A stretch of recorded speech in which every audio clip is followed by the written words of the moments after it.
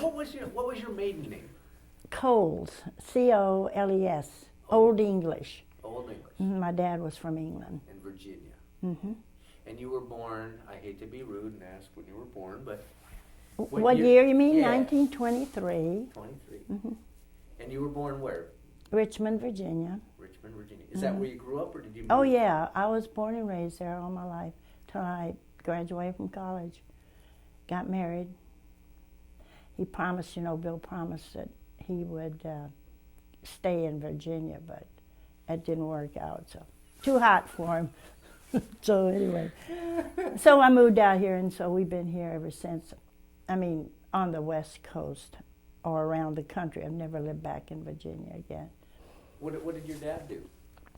My father worked his way up from being a clerk behind the desk at the YMCA when he came here from England, and lived in Canada for a while, and then he worked his way up to be next in line for the full directorship of the YMCA in Richmond. So he concentrated mostly on membership, soliciting membership, because he's very outgoing, very pleasant, smiled all the time, and everybody loved him. So he really collected members. Does that mean you spent a lot of time at the YMCA as a child? Yes, and what was so funny, all the directors there all had girls. And at that time, the YMCA, did not admit girls at all. So we never had any advantages of the pool, the tennis courts, or anything, but that's the way it goes, They're still having girls, because we have 4 granddaughters and 5 great-grandchildren, one of which is a boy, but all the others are girls. One boy. One boy. Out of 9, I guess that's not too bad. But anyhow. So did you had sisters then? I had one sister. One sister. Mm-hmm. Still living. And where does she live now? She lives in Richmond, outside of Richmond, a place called Mechanicsville.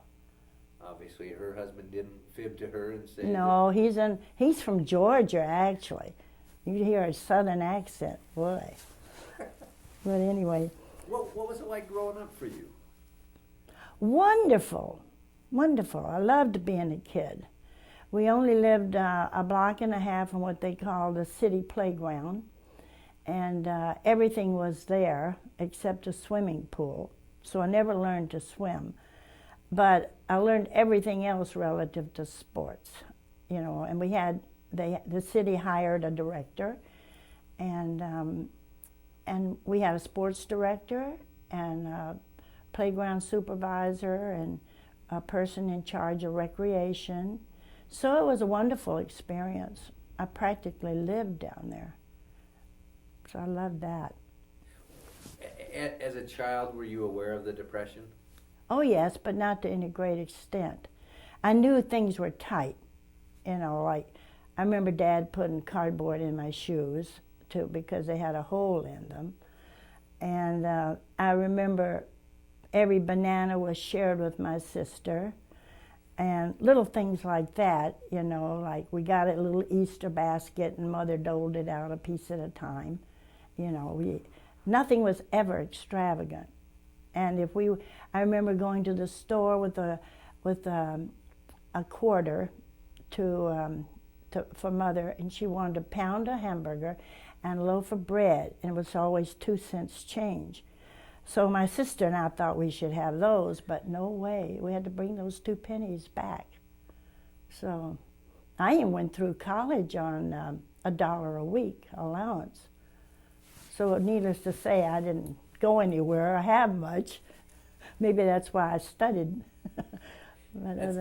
That's always amazing when you put it in perspective like that. A quarter, you could go down and get a pound of hamburger and a loaf of bread. Came, to whatever, 23 cents, and brought back the 2 pennies. Yeah. I remember a hamburger was 18 cents, and whatever the difference was the bread, 5 cents, I think, or something like that.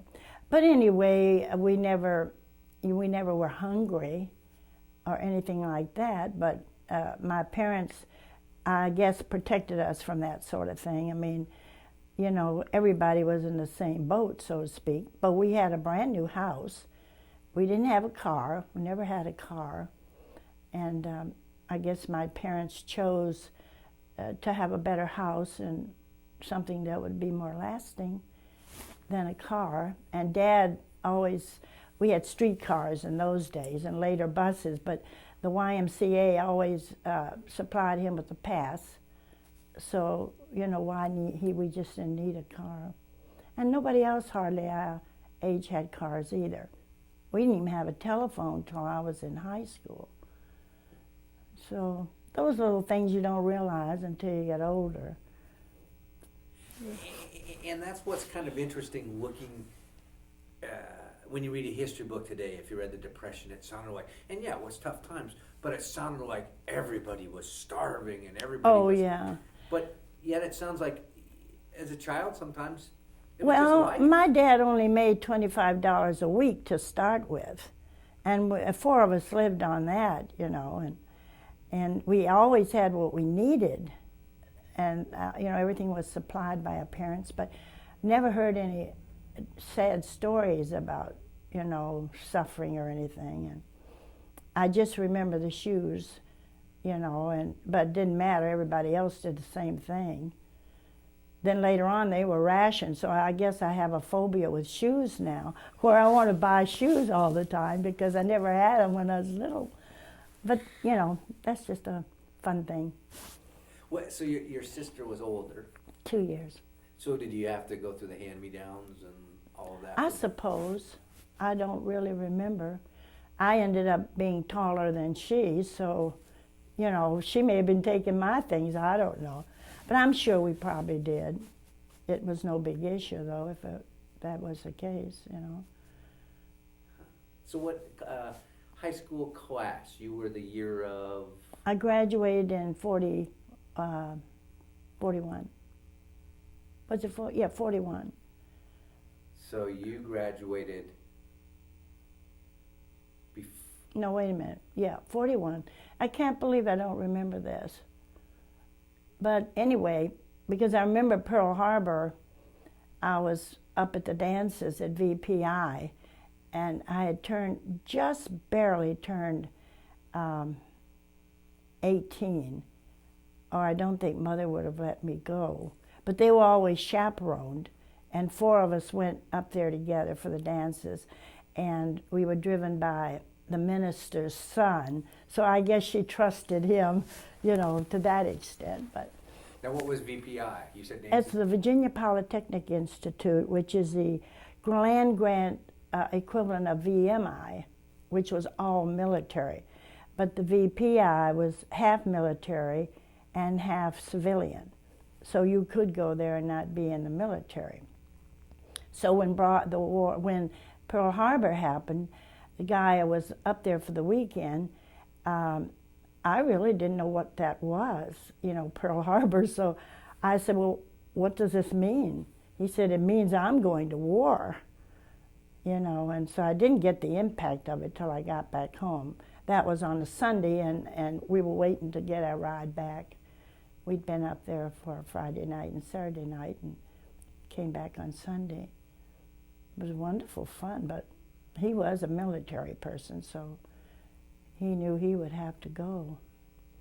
Were the dances live bands or jukebox? Oh yeah, it was a live band. Once a year they had a big dance weekend, and the cadets could invite their girlfriends, and we all stayed in the homes of professors up there, and 2 of us at a time. I mean, each professor accommodated 2 students, and so we stayed at some college professor's home, and they gave us breakfast, and the rest of the time the cadets took care of us during the day and came back at night to pick us up for the dance. And once you checked in the dance, you didn't check out again until they were ready to take you back home, and they had to be back within 5 minutes after that. So no chance for any honky-tonk, no chance for anything. Maybe a good night kiss, and that was it. But we went mostly for the fun. It was, you know, it was really exciting. Everybody wanted to get invited, and I was lucky that I had a friend there. So did your friend from there, did he get shipped off then? I don't know because, it was the next, I imagine he did because after the next year, I met Bill, my husband now, and so I wasn't interested in any more gentlemen, so I never heard from him anymore, and so I imagine he went to war. He was going to be studying to be an engineer, though, so whatever that involved up there. It's a wonderful college. I think it's now a university, but. So where'd you meet Bill? Well, I met Bill at the YMCA, oddly enough, and my dad went there on Saturday nights, and to see that cots were set up in the gym, and they had 50 cents a night for the soldiers to come in and sleep for the night, on these cots. So Mother always chaperoned a bunch of us to the dances for the USO, and you know what the USO was. So anyway, we stopped in there and checked with Dad. We were a little early, and I heard this most beautiful music being played in the library. So I walked and peeked around the corner, and it was Bill playing Moonlight Sonata. And I came running out and told my mom, there's the most handsome man I have ever seen in there playing the piano. And not long after that, he walked by, and I nudged my mom, and I said, there he is, there he is. And so, my mom went over and said, would you like to go with us to the USO dance? So he did, and we all went. And apparently he got my phone number from Mother because I don't remember giving it to him, but he did call later. And so we started dating. Wow. Yeah, and that was it. So your mom didn't say, oh, those are the boys in uniform still? Oh, no. My mother was the most wonderful person in the world. It's still in my mind, And she always trusted us. And, you're innocent until proven guilty, I guess. Her only requirement was that they go to church with us on Sunday. And they never stayed overnight at our home. They stayed elsewhere, and then they joined us on Sunday morning. It was my grandfather was a minister, and my dad might as well have been because he was too good to be true. And so that's how we dated all the guys, and even after we were engaged and Bill was overseas, I still went out. We had that understanding because, we hadn't really known each other, but just a year. And then that was off and on when he wasn't flying and off somewhere, And so we just, we had a dance at the college. We'd phone up the air base and say, send us a squadron of men, preferably officers, and because there weren't any men around. We just, you just trusted those guys. And they came in a whole group, and we all just danced with whomever. And I guess a lot of romances developed out of that. I don't know. How old was Bill when you met him? He was 21, and I was 18. And then when he came home, in October, he had his birthday on the ship. He came back on the Queen Elizabeth, I guess. And I was still just 19. I was a senior in college at that time. And in fact, when we went to get our license to get married, I was still 20. But my birthday was, I was 21, and I told them I was 21. But, they don't believe that because, anybody can say they were 21, which was the legal age for marriage. And I remembered I had just registered to vote. I was so proud that I could vote. You had to be 21 then to vote. And I took out, Bill went down to the car to get my mother to come up and verify I was 21 when I remembered that. So by the time he got back with her, I had it all straightened out with my voter's registration cards, So I said, I don't need you, Mother, So that ended that, and that was he came home on the 10th, and we were married 21st.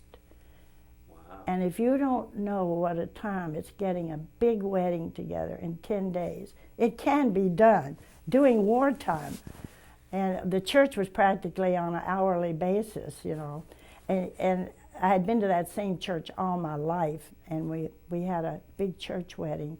So the gal that got married like 3 hours before we did, you know, everything was set up so we didn't have to worry about that. We shared the cost of the flowers, and we were almost going to share the veils, because you couldn't get a bridal veil anywhere until finally one of my sister's friends had one that was 4 or 5 years old, but it did the trick. And it was much prettier than the one she had, so that worked out great. But we took all the girls. Being in college, I had about 10 girls I wanted in the wedding, but I went down and picked out the dress for them, and they only had 6. So she said, you'll have to pick 6 of them. So we went down 9 of us, and whoever the dresses fit. I kept one for my sister, because she was my matron of honor, because she was married then, and my maid of honor. And 4 were left, and whoever could fit in them, that's who had them. So you know, you manage somehow. So the others cut the cake, you know, and made punch or something, served punch. So they were in it, but. No, it's just make sure I get my chronology straight. Mm-hmm. Is this after the wars ended, or is this? Yeah, this was after the war. So just after the wars ended. Right. So, the war was still on. It hadn't ended. He came home in 44, and he went over in 43. He's there a year and a half. So you're still facing England. all the war shortages and. Oh yeah, everything was rationed, and that. And I know his mother sent me 2 pair of beautiful silk stockings, which were out of the question. And I don't know where she got them, but nevertheless, she's from San Francisco, where Bill lived. And she said, I want you to wear 1 pair under your wedding gown. Well, what happened was we had crinoline, or what do you call it, crinoline stuff, that catches on everything. And I just ruined those pair of stockings. And man, they're probably worth about $10 at that time if you could get them, you know. But I remember she was so happy that I would have really nice stockings, because at that time we were using suntan lotion and rubbing it on our legs to look like stockings, you know. I guess that was vanity in those days, you know. But most of us wore saddle shoes and socks all the time, everybody, especially if you were in college, you know, you didn't have to dress up. And there's nothing but girls there anyway during that time, just a few boys. So I guess that we just made do with what we had. So when you met Bill, he had already been through his training and. He was in the process. I met him. When I met Bill that weekend in Richmond at the Y, he was in training out at Richmond Air Base, and so he was up flying off and on. He was on a B-17 crew member, and so he was in town, you know, sometimes, and sometimes he would be out of town, so it just depended. And then he got shipped to Nebraska and a couple places for additional training and so forth. And then he was shipped overseas. Now, did you get it, when he shipped overseas, you didn't know him very long? No, I had known him from about May to the following May, about a year. But not steady, because he was gone a lot, still training. And so there were times I didn't hear from him, sometimes for 6 or 8 weeks. When he left to go overseas, did you get to say goodbye to him, or was he? Oh yeah, I went with him to the station. What Everybody cried. We went to the Main Street train station, and he took off from there. And I gave him a little ring that a boy had given me, but I think he promptly lost it. But I didn't have anything else to give him, so I felt like I should give him something, you know.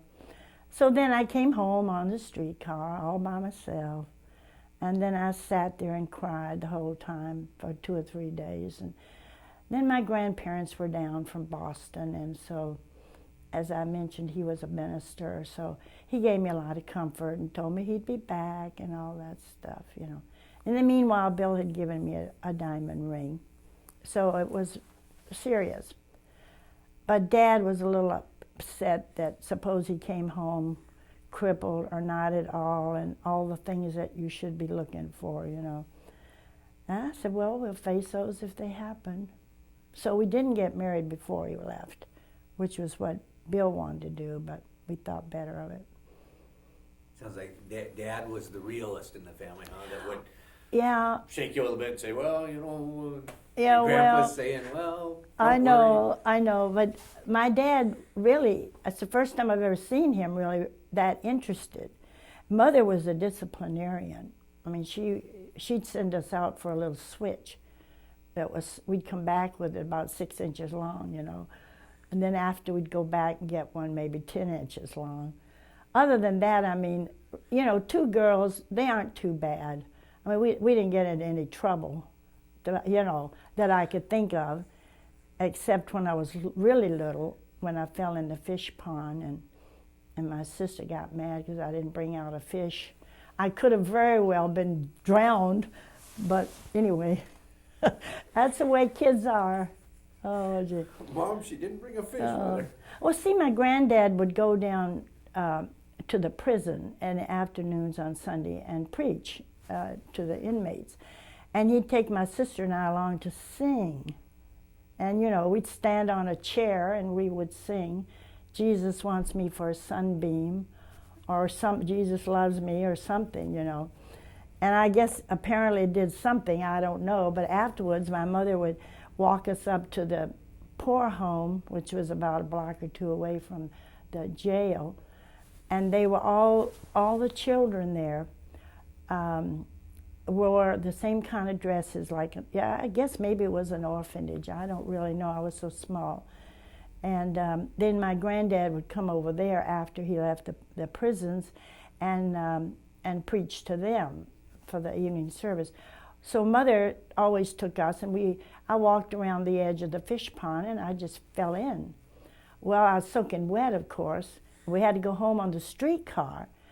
So she borrowed a dress from one of these kids, you know, and we walked home through all the back alleys and everything else in one of these little dresses. And that was where we found the little kitten. I don't know if you've read that in my book I wrote. And we brought the kitten home under the dress. And of course, he didn't have his eyes open. He didn't know what was up at that time. He was just born. And we told Mother, he followed us all the way. And of course, she's walking right with us. But you know, I guess if you don't know any better, you say whatever you want to say. But yeah, what a wonderful childhood. I mean, it was. I did. I had a wonderful childhood. I really did. And I think mainly because we were Christians and had always been from childhood on up. And we had great respect for our parents. I mean, if we ever did get in trouble, I did talk a lot in school. And another friend of mine, every day we'd stay in for talking or giggling, you know. And to this day, we're still friends, and we get on the phone sometimes. She lives in North Carolina. And we giggle and laugh just like we did back then, you know. And so I had to stay after school a lot for that. And we liked it, though, because we got to shake the erasers out, you know, beat them against the fence or something. And that was supposed to be bad, but we loved it. Because she and I both wanted to be school teachers, and we would sneak chalk if that were the case, you know. My dad set up a little schoolroom in our 3rd bedroom and got me a little blackboard. And my dolls were my students. And Mildred and I, that other friend, every other day we'd go to the other one's house and play school, you know. And also, after we stayed after for giggling, when the teacher left the room, we'd take papers out of the trash and stick them in our books to go home to correct. If she'd thrown them out, we figured she didn't want them, you know. We did all little things like that, but, you know, the janitors got to know us very well. We'd go along when they'd go in the room, we'd go in the trash. But that's only a few times, you know. Now did Mildred end up, because you ended up teaching. I ended up teaching. What about Mildred? She got married early, like 19, and then she had gone to business school when we went to college. She went to business college and ended up as a secretary, very good one. And she's just retired recently at 75, but she lost her husband very early. And she was head librarian in Washington, North Carolina, for their library there. And so she dedicated the rest of her life to books and librarianship, so forth. She still volunteers there now at 78, so. Yeah, and school was fun. We took our lunch every day in a paper bag, brought home the paper and the bag. You know, that was one thing, I guess, from the Depression. And otherwise, the Depression didn't hit us badly in any way till about we got to junior high. It was letting up a little bit then, I guess. And but I guess it taught us to be frugal and to careful how we spend our money. So it probably had a purpose in spite of that. I know my grandma, the one thing that I remember, because she passed away when I was fairly young, but coming from the Depression, if we went over to bake Christmas cookies with her, when it came time to lick that bowl, it was terrible because I know. there was nothing there to lick. I know it. She'd go, well, here, you want to lick? Yeah. You're like, what? I know. Well, Mom did that. Being two of us, one of us got the spoon, and the other got the pan or the bowl or whatever she made it. Mostly it was fudge. She made wonderful fudge. And I remember once we were playing with our dolls down in the empty lot at the end of our street. And I heard her call me, but I didn't want to go. And it was really bad I didn't go because when I got home, she said, well, I just baked fudge. And since you weren't here, your sister got the spoon and the pan. Oh man, I was mad. So I guess in a way, you know, you learn those little things. You don't ever forget them. So anyway, well, back to the war though. Everything was rationed, and I remember Mother gave me $2 to put in my purse every time that I went out. That if I ever saw a line anywhere, to get in it, because more than likely we'd need it. And I'd have that money, you know, which is a lot of money to trust to me at that time. And I did. I ended up soap flakes. You could get a little small box of those, probably half a size of a piece of notebook paper, just a small box of Lux, Lux. And at that time, I think they were only like about 18 cents, something like that. So I'd bring those home periodically. But the thing I remember most was her rationing. You know, we all had ration books, each person, but Mother took care of them for the family, the four of us, and we each had a bowl of sugar in front of our plate. We always sat in the same seat. We always had our meals together. And so we had a bowl of sugar in front of each person's plate. And it was up to us to dole that out till the next ration. So we were very, very careful how we used sugar. And the same with other little things, like some kind of fruit even was not available. It was all that stuff was shipped out to the servicemen. And you couldn't get anything like chewing gum or candy bars. You know, those were just absolutely unreal. I stood in a line once for that to get a Milky Way bar. And Mother didn't consider that really essential. But you never knew till you got up there what you were going to get. So that's why I guess the rationing wasn't that big a problem, because Mother made it stick. And you could trade with other people. Like, we didn't drink coffee. We drank tea. My dad being English, we were all tea happy. And my friend Mildred, her father was an avid coffee drinker. So they would trade us sugar stamps for coffee stamps. And so they got more coffee and we got more sugar. And but I was in college at the time, so I really wasn't too aware of what was being rationed. I just know Mother kept track of it all, and nobody got more than others at that time. Did you live on campus when you went to college? I did not live on campus. I would go sometimes, like in the summer, and we'd go for weekends, like as I played on the basketball team. But William and Mary had a branch in Richmond, like you have the University of Washington now in Tacoma, and we had a William and Mary in Richmond. And so I was very fortunate. Otherwise, I couldn't have afforded to go to college. I had to apply for some kind of grant that they gave at that time for the youth.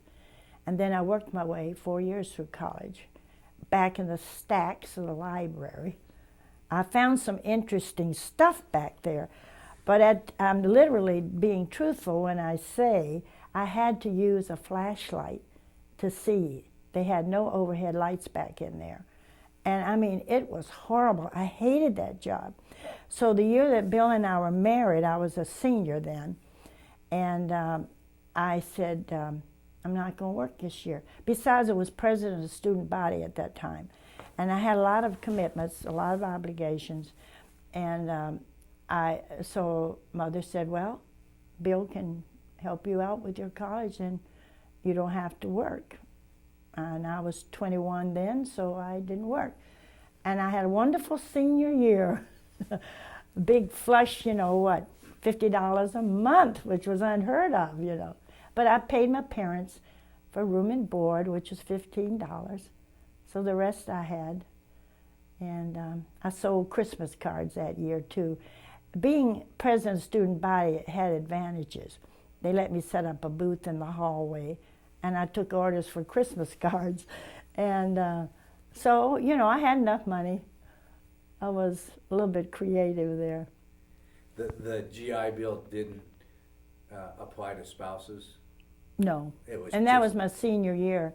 And I know to this day, I feel bad that I never really told my parents how much I appreciated that.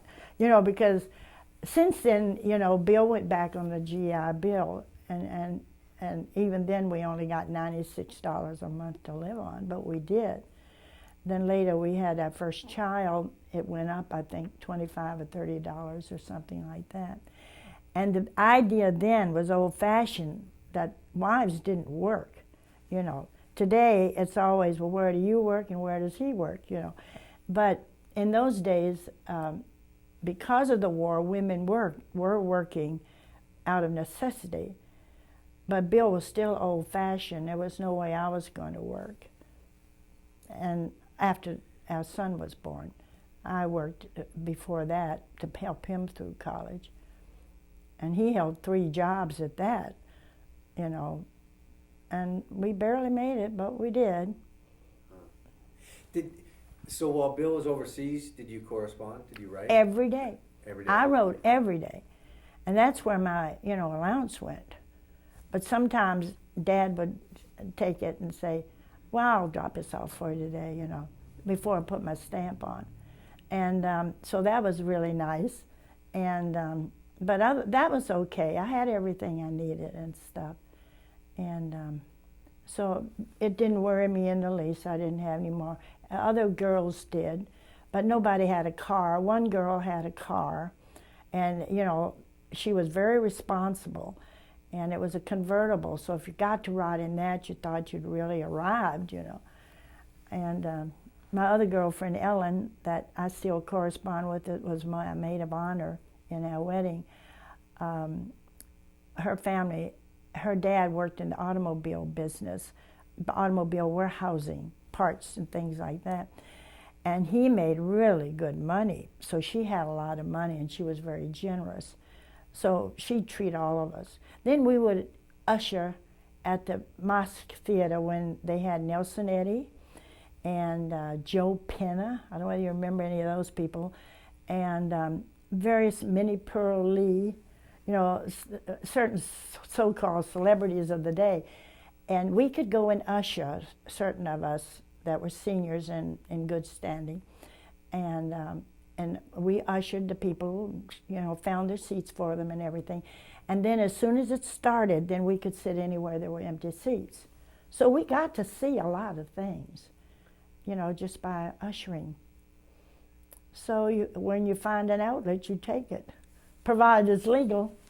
The sad thing is to a lot of kids today, you would have to define what an usher is because Right. they've never been to a show. I don't, now you find your own seat if you got any luck at all. But that's true. There are a lot of things that kids today absolutely don't understand one bit. And like when I first started teaching, I had 38 children in my kindergarten class. In the morning, I went to a different school in the afternoon and had 38 more. No teacher aides, no parapros or whatever. You taught your own music, own PE. Besides, you kept your own bookwork, the big roll book, and that had to be turned in every day. And then we had recess duty, lunch duty, bus duty, And sometimes I get a little irate at these teachers today who don't realize, what they could be doing. And they all answer, well, kids today are different. Well, maybe they are. I don't know. I'm on a school board now, and I work with kids a lot, just as a volunteer. But I find them really still sweet, still willing to cooperate if you just take the time and use the right technique. It's funny because now that you mention that, how much you had to do as a teacher, Mm-hmm. I can think back to Mrs. Bell, my kindergarten teacher, and yeah, she did everything. She was, like you said, music and... Besides that, when I was in school, like kindergarten, and even through when my son started school in North Dakota, when we were stationed out there, no teacher could be married. That was a blue law. And they were advertising in the paper in Fargo, North Dakota, for a kindergarten teacher. Well, I had that one in school, so I figured, well, I could handle that, bring a little income in.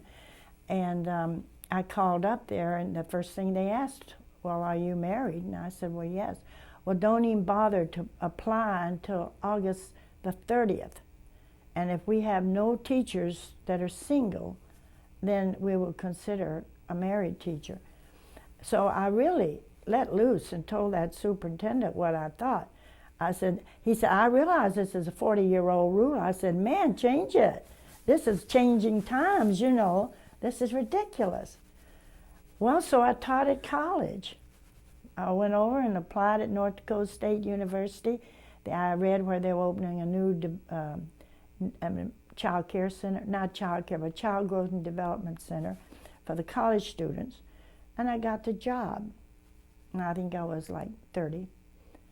And my second son by then was 2 and 2.5, so I knew he could go with me. So I always stayed home with their children until they went to one school or another. And of course, that was the best job I ever had. And that was a half a day to 1 o'clock. And then I taught the child growth and development classes to the college students after that in the afternoon, and advanced problems of children to another group of graduates. So that was the best job. I loved it. I was young, and I could, we chaperoned all their dances and everything because I was only like 10 years older than they were. And so we really enjoyed all the things they did, chaperone buses to the ski lodges and all that stuff.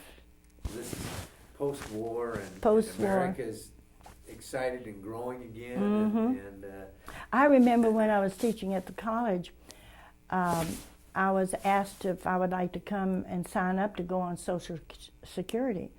Well, I didn't even know what it was. So and he says, everybody's doing it. When you get older, you can draw funds from this thing. I said, that sounds good to me. If everybody else is doing it, I'll do it too. And it passed, and that was when, well, I do remember when I was selling at a dress shop when I was in high school on Saturday. And my mother didn't really want me to do that because Saturday was the day she thought I should rest because we were very active in school. You know, we played ball and did all kinds of stuff that high school kids did.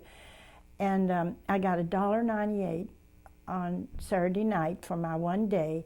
It was 25 cents an hour. And they took 2 cents out, and I remember asking what that was for, and she said Social Security. And I had heard of it, but that was my last experience where I was paid for anything, you know. And at school, when I was working my way there, you know, the money all went to my tuition. I never saw any money per se from that. Well, I'd be glad to have them take just 2 cents out. I know, wouldn't you though, I guess. Well, it's paying off now. You know, it's not a heck of a lot, but it's money you wouldn't have saved. Better than a Anyway. poking eye with a sharp stick. You bet. Now, you talked about writing to Bill every day. Mm-hmm. Well, he wrote to me every day he could. And sometimes, well, we had a system. I would get usually like 5 or 6 letters at a time, and they all were censored. You know, either they were cut out or blacked out, because once they went into the V-mails, which were those little tiny photographed page of a letter, they could black that out very well, but the others had to be cut out. And they were signed, you know, by the censor and so forth. But every noon, I would phone my mother at home, and I would say, I'd just let it ring 2 times. Then I'd hang up. It was on a payphone. And then Mother would call me back, and she would say, yes, you did, or you didn't get any mail. And that was all we'd say, because, you know, my dad was a little fussy. He thought that was very wrong. I never told my grandfather, but, you know, he probably wouldn't have minded, but I don't know. But it was wrong, you know. But I didn't have the money, and I couldn't wait till I got home, and, you know, and it would be the good news or bad news, you know, I did or I didn't. And also once when Bill was missing in action, the next of kin, of course, was his mother. And so she had gotten the telegram about it, and I didn't even know about it. And so everything was telegrams in those days, you know, and that was the fastest communication, really, I guess, other than telephoning. But anyway, she wrote to me. We wrote about once a week and exchanged information and about what Bill, where he was and what he was doing, if we knew. And she said, wrote to me once and said, I am so thankful, she said, that they had finally located Bill. And I didn't even know he'd been missing. She was a wonderful person, and she never worried me in the least, and I respected that, and I didn't do it to her either. And but we never heard anything really bad. I have to tell you one funny thing, though.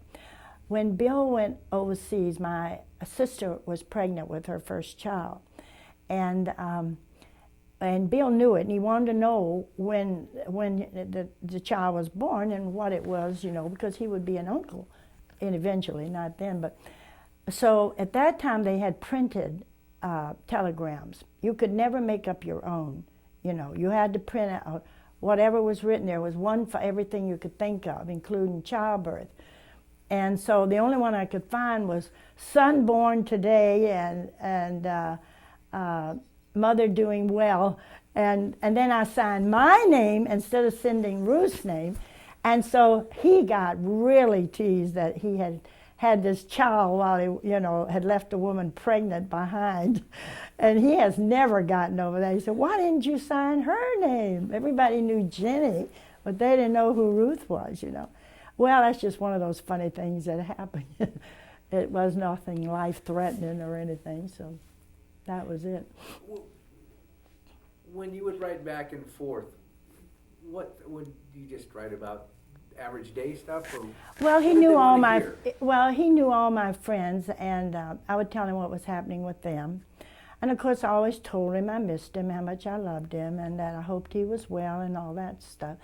And what was going on at school, because he always teased me that I majored in bridge, because there were no men, as I told you.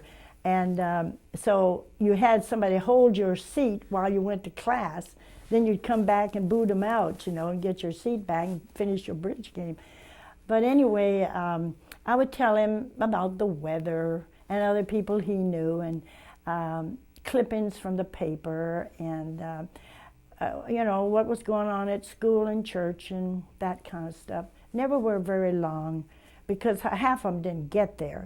They were sunk on the way over in the Atlantic somewhere.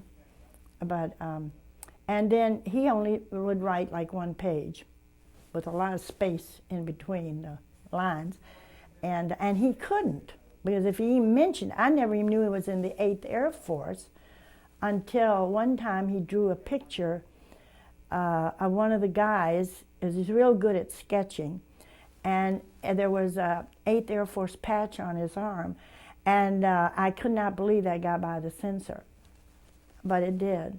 And I said, "Oh, I've been reading all about the 8th Air Force in the paper." About then I didn't know whether I should say anything about it or he'd get him in trouble. So I just let it go, but I knew then he was in the 8th Air Force. And so I could follow in the paper a little bit more intelligently about the war. So before that, you didn't even really, you knew he was... I knew he was in England, and he was at Peterborough, and he was flying in a B-17. But I did not know it was the 8th Air Force. I guess maybe I wasn't that knowledgeable of, squads and numbers of battalions and all that stuff. I didn't understand any of it anyway, except I knew what squad he was in and his bomb group, because that's where I sent it, to the 351st Bomb Group, and some other 360th something or other. But yeah, I wrote him every day. That's where ignorance is probably bliss at that point. Probably. Yeah, if I had read something about it in the paper, I probably would have been really concerned.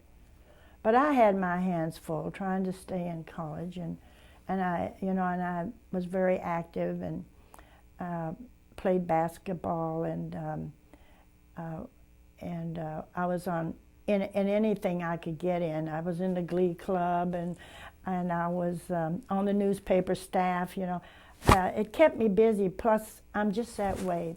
I like to do things like that. And you kept.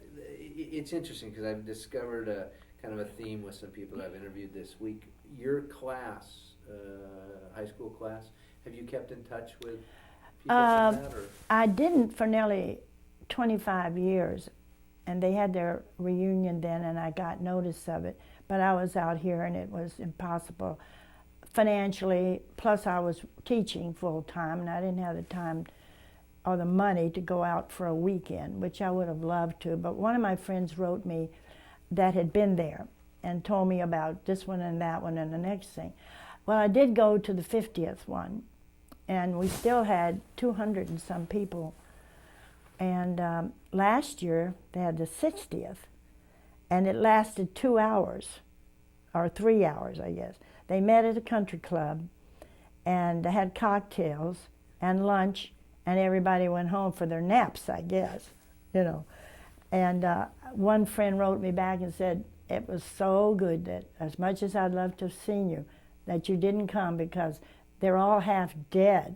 And she writes me often, who's since passed away, all these people I knew.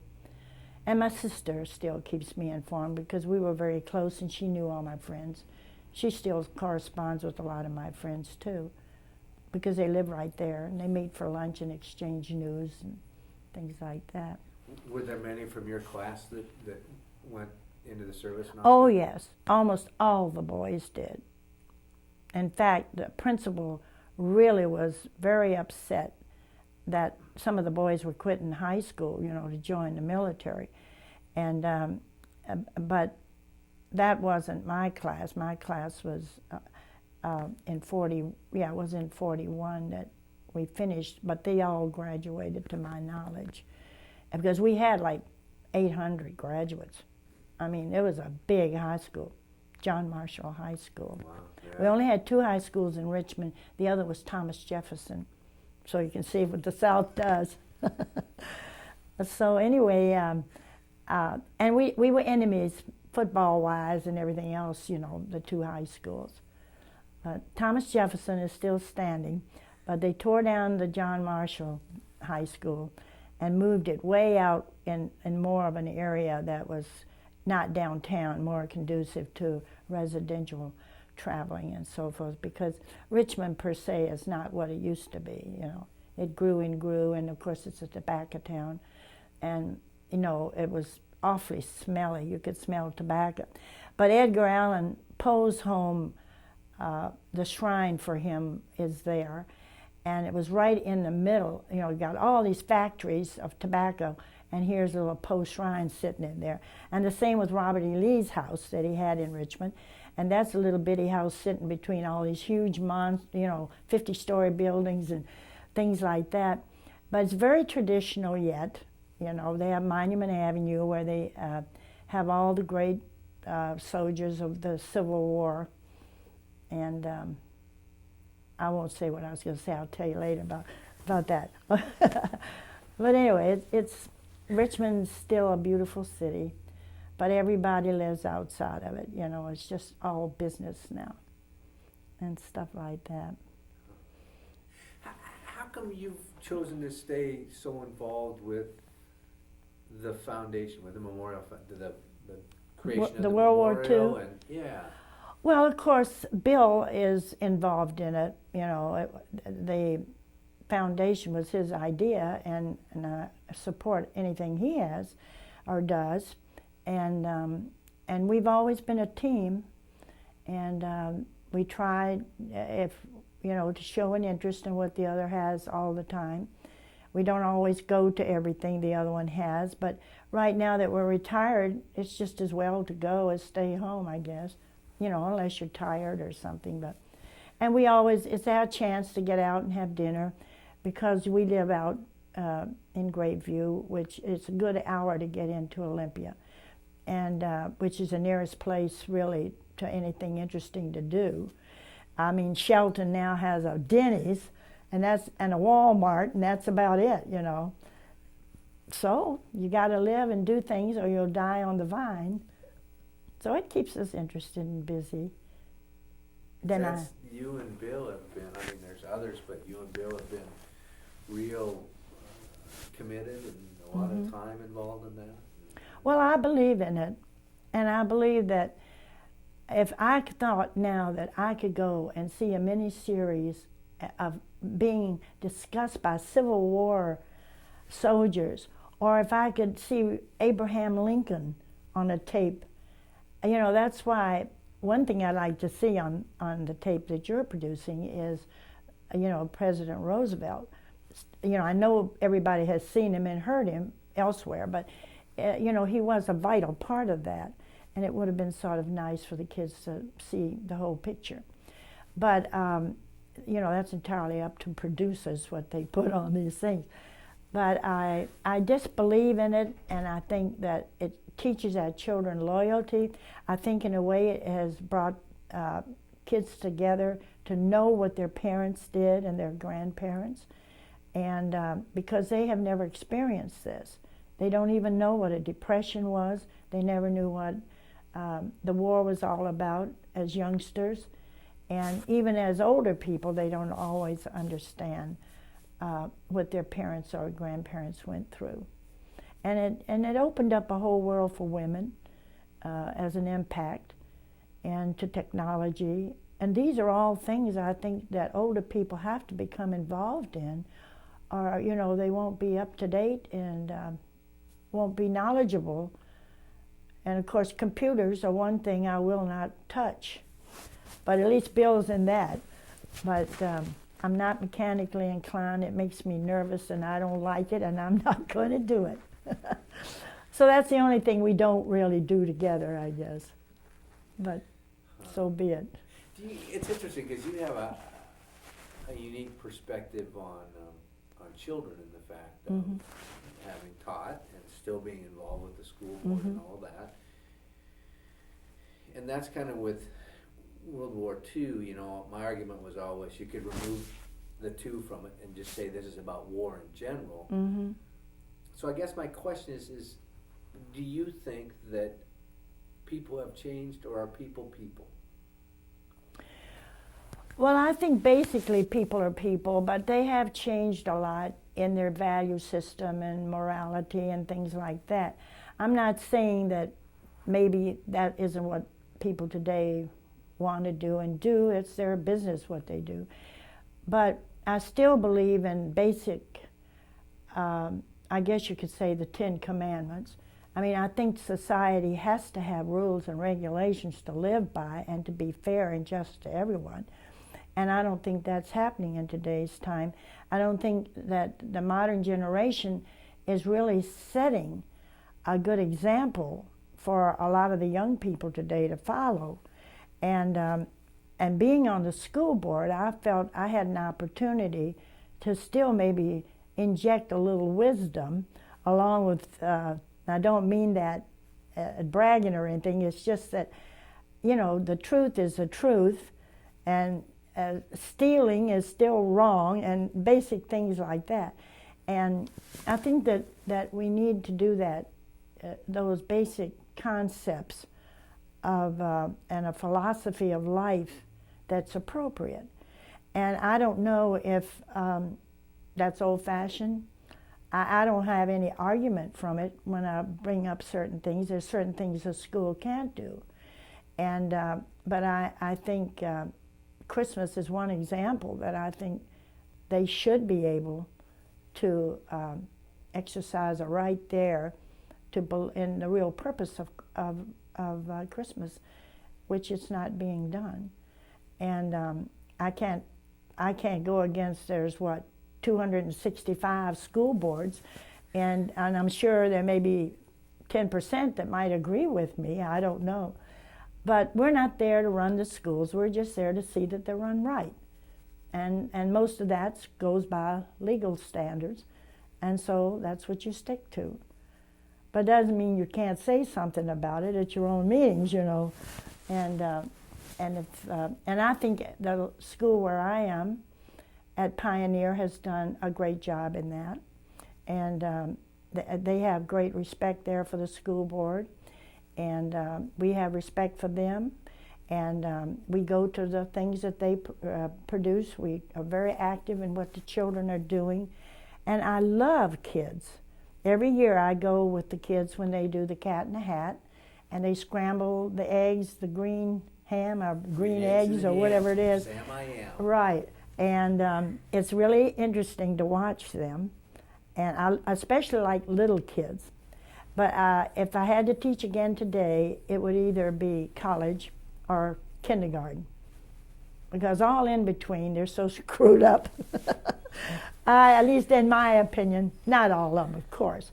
And I think a lot of it needs to involve more family input, you know, and I think we're moving that way. And I think September 11th helped a whole lot. I don't know, but it seems maybe I just want it to be that way, but it does seem that way to me. I think you're right. I think that it's brought back some realization of what's important in life. Well, we're sort of off that fast track of everybody eating when they want to, you know, and going back to more family orientation. I know in our family, we always ate at the same time every other day, and every other day, depending on, Dad would work 2 nights up till 9 o'clock, but that was working at night. So we had what we had early supper. And then on the other nights, we had late supper, which was normal. And so Monday, Wednesday, and Friday, we had late supper, and we always ate breakfast together and dinner. And it was always formal.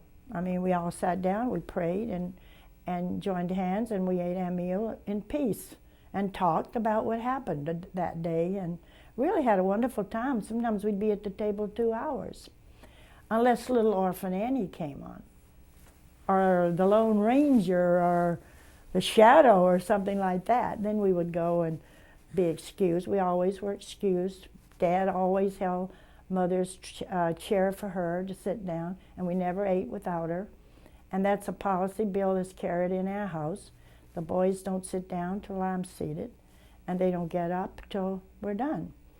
And no matter what the situation, maybe we'll make a difference if they're heading off to a game or something, but we always had that procedure. And Bill and I still do, but I don't know what the boys do. I know they pray before every meal, but I don't know what they do about eating. They're grown up now, and their children are grown up, so they do their thing, you know, so forth. That's funny, I'd forgotten about, because there was some similar, but we had to ask to be, may I be excused? Right, Yes, you can be excused. right. I had forgotten all about that. Yeah, and we always asked to pass everything at the table. We didn't stand up and go get it. Poor Dad always got something left over. I remember once when Dad said we really ought to learn to eat spinach. And my sister and I both hated spinach. And Mother'd just give us a little bitty spoonful. Ruth would just gag on it, you know. So finally one time Dad said, just want you to taste it, and I will give you a dime if you eat it all. Well, to me that was really great, because I'll take a chance on it, you know.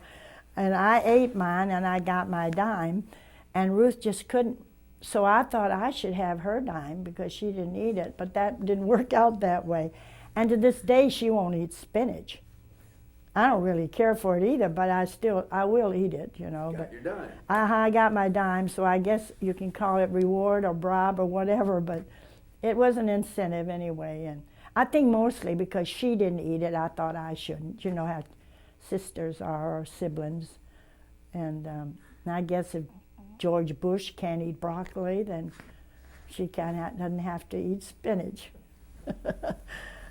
Oh, gee. Well, gosh, thank you very much. Well, I hope I gave you some information to the war. I guess we got off the subject. But you see, that's what we've been saying. It's all important to the full picture. Is what was life like leading up to this, leading, you know, because that explains more of why our soldiers were the way they were, and why the people at home were the way they were. You can't just talk about the war without talking about the Depression. Yeah. And family. I mean, there are a lot of different things that are in there. Family values that were there. But we didn't play cards in my house, and we didn't, spades and clubs and that. We played Old Maid. I think one time we had a set of that. And there was no drinking and no smoking. Well, of course, at that time, smoking was so prevalent because we lived right in Richmond, where the tobacco center of the world. And later on, my sister did start smoking, and she's paying for it now. But I never smoked. I never even tried it because I didn't have the money. And I would not do it as long as I was in high school, because I'd have been booted out of there. I mean, we had such respect that whatever our parents told us, we did. And my sister never did there either. But she got out later in the world, and she was an executive to a bank president, and she was swept up in all that modern living and everything, but she never drank,